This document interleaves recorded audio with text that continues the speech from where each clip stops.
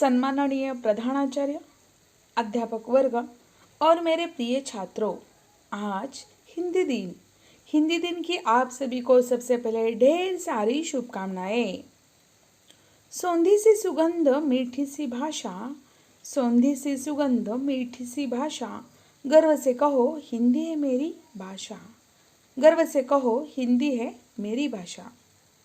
आज हम यहाँ हिंदी दिवस मनाने के उपलक्ष्य में एकत्रित हुए हैं।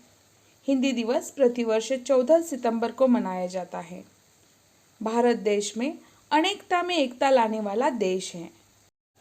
अपने विविध धर्म, संस्कृति, भाषाओं और परंपराओं के साथ भारत के लोग सद्भाव, एकता और सौहार्द के साथ रहते हैं।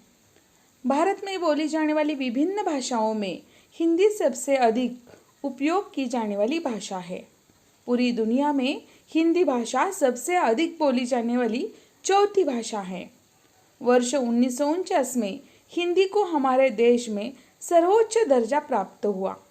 हिंदी भाषा सबसे पुरानी भाषाओं में से एक है और प्रत्येक भारतीय को अपनी मातृभाषा को बोलने में गर्व महसूस करना चाहिए।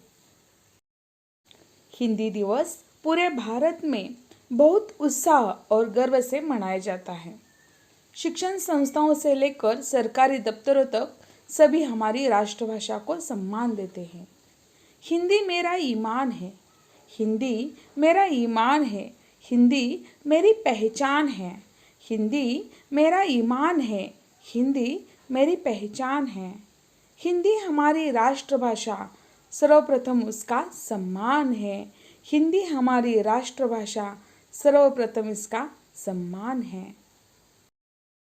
देश के सर्वप्रथम प्रधानमंत्री जवाहरलाल नेहरू जी ने पहली बार 14 सितंबर को हिंदी दिवस मनाने का फैसला किया था और तभी से प्रतिवर्ष हिंदी दिवस के उपलक्ष्य में भारत के विभिन्न स्कूलों और कॉलेजों में हिंदी साहित्यिक और सांस्कृतिक कार्यक्रमों, प्रतियोगिताओं का आयोजन किया जाता है, जिसमें छात्र बढ़ चढ़कर हिस्सा लेते हैं।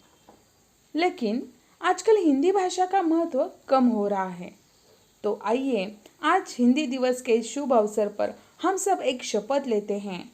हम अपनी मातृभाषा की लोकप्रियता को कभी कम नहीं होने देंगे और अपनी भारतीय संस्कृति की मान मर्यादा को बनाए रखेंगे। इसी के साथ मैं अपनी वाणी को विराम देना चाहूँगी और अंत में कुछ पंक्तियाँ कहना चाहूँगी। हिंदुस्तान की गौरव गाथा में हिंदी, हिंदुस्तान की गौरव गाथा में हिंदी, एकता की अखंड परंपरा में हिंदी, एकता की अखंड परंपरा में हिंदी। जिसके गर्भ से नीत नई कोपले फुटती, जिसके गर्भ से नीत नई कोपले फुटती, ऐसी मातृभाषा है हिंदी, ऐसी मातृभाषा है हिंदी। शुक्रिया।